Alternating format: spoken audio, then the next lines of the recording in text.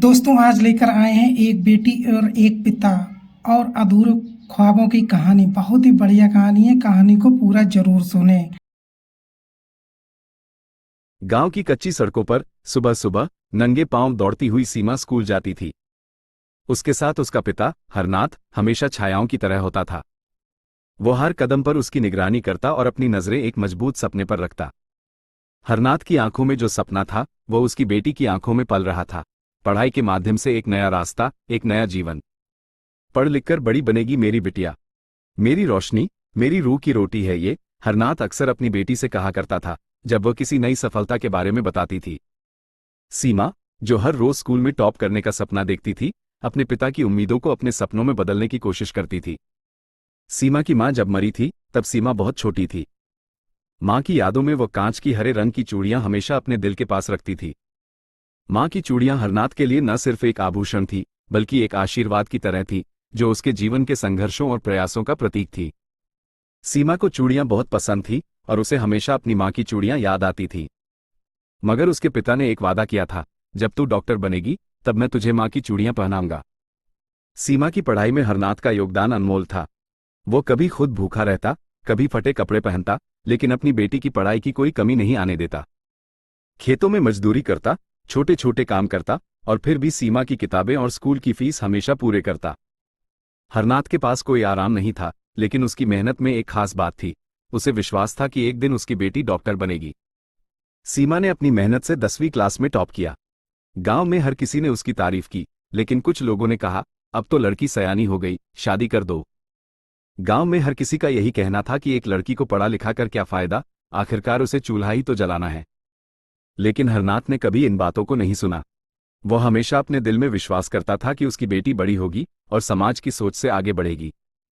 मेरी बेटी दुल्हन नहीं, डॉक्टर बनेगी, वह अक्सर कहता। सीमा के मेडिकल कॉलेज में एडमिशन के लिए 30,000 रुपए की फीस थी। हरनाथ ने अपनी जिंदगी की सबसे बड़ी कुर्बानी दी। उसने अपने खेत को गिरवी रख दिया, लेकिन फिर भी 10,000 रुपए की कमी रह गई।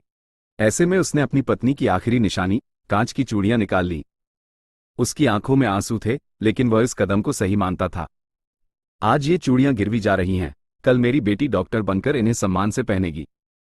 सीमा जब पहली बार शहर पढ़ाई करने गई तो हरनाथ ने उसके बैग में एक पुरानी चिट्ठी डाल दी जिसमें लिखा था, बिटिया, चूड़ियां पहनने का हक किसी की डिग्री से नहीं, दिल की तपस्या से आता है।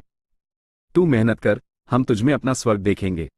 सीमा ट्रेन के अंदर बैठी, खिड़की से बाहर देखती और अपने पिता की दी हुई चिट्ठी को बार बार पढ़ती। उसकी आंखों में उम्मीद थी और दिल में उसकी मां और पिता की तकलीफों के प्रति गहरी कृतज्ञता। शहर में सीमा अकेली थी। हॉस्टल में उसकी हालत कठिन थी। कई बार वो भूखी भी सोती, लेकिन कभी भी अपनी पढ़ाई में कमी नहीं आने दी। हर महीने उसके पिता 500 रुपए भेजते थे। कभी वो सोचती थी कि अगर उसके पिता के पास और पैसे होते तो उसे इतना संघर्ष नहीं करना पड़ता। लेकिन फिर वह ये सोचकर खुद को संभालती कि उसके पिता ने उसकी पढ़ाई के लिए बहुत कुछ गंवा दिया है और उसे अब इसका बदला अपनी मेहनत से चुकाना है। सीमा ने तीसरे साल में राज्य स्तर पर टॉप किया। उसका नाम अखबार में छपा और कॉलेज में सब उसकी तारीफ कर रहे थे। हरनाथ ने यह खबर सुनी और उस दिन उसकी आंखों में ऐसी चमक थी जैसे उसने जीवन की सबसे बड़ी जीत हासिल की हो। वो अपनी बेटी के लिए फूला नहीं समाता था और उसने दिल ही दिल में धन्यवाद किया कि उसकी बेटी ने उसकी उम्मीदों को कभी टूटने नहीं दिया। सीमा की अंतिम वर्ष की परीक्षा के बाद हरनाथ का स्वास्थ्य गिरने लगा। उसकी आंखों में कमजोरी आ गई थी और शरीर में दर्द था। वो रोज सुबह उठकर उसी स्कूल के पास बैठता जहां कभी उसकी बेटी पढ़ाई करती थी। उसके दिल में एक ही ख्वाब था, मेरी सीमा एक दिन डॉक्टर बनेगी और मुझे इस गांव में सभी बच्चों का इलाज करते हुए देखेगी। लेकिन उस ख्वाब को पूरा होते देखना उसे नसीब नहीं हुआ। सीमा की परीक्षा की घोषणा के बाद उसे एक चिट्ठी मिली। ये चिट्ठी रामू चाचा की थी जिसमें लिखा था, बेटी, हरनाथ अब नहीं रहा। तेरा बाबा चुपचाप चला गया, तुझे डिग्री वाली मुस्कान में देखने का इंतजार किए हुए। ये चिट्ठी पढ़ते ही सीमा वहीं बैठ गई। उसकी आंखों में आंसू थे और उसका दिल टूट गया। उसने निश्चय किया कि अब वो किसी भी हालत में अपने पिता के ख्वाब को पूरा करेगी। वो गांव लौट आई। उसका कंधा अब डॉक्टर की डिग्री से भारी था और हाथों में चूड़ियों की वही डिब्बी थी जो हरनाथ ने कभी उसकी मां के लिए संभाल कर रखी थी। वो चुपचाप बाबा की कब्र पर बैठ गई और चूड़ियां पहनते हुए कहा, बाबा, अब आपकी बेटी डॉक्टर नहीं, आपकी मेहनत की संतान है। सीमा ने अपने पिता की मेहनत और प्यार का सम्मान करते हुए अपनी जिंदगी को नया दिशा दी।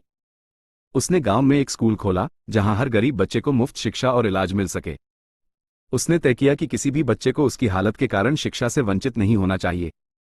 स्कूल में हर बच्चे को साल में एक बार नए जूते और किताबें मुफ्त मिलती थी। स्कूल की दीवार पर एक पट्टिका लगाई गई जिस पर लिखा था, जो माँ अपने पैरों को जला देती है वो बेटे की उड़ान को रुकने नहीं देती।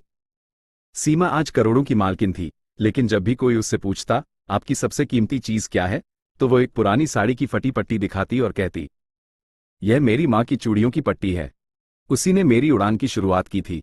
सीमा की कहानी उन सभी माँ बापों की कहानियों का प्रतिनिधित्व करती है जो अपने बच्चों के लिए अपनी ख्वाहिशों को तिलांजलि देते हैं ताकि उनका बच्चा आगे बढ़े।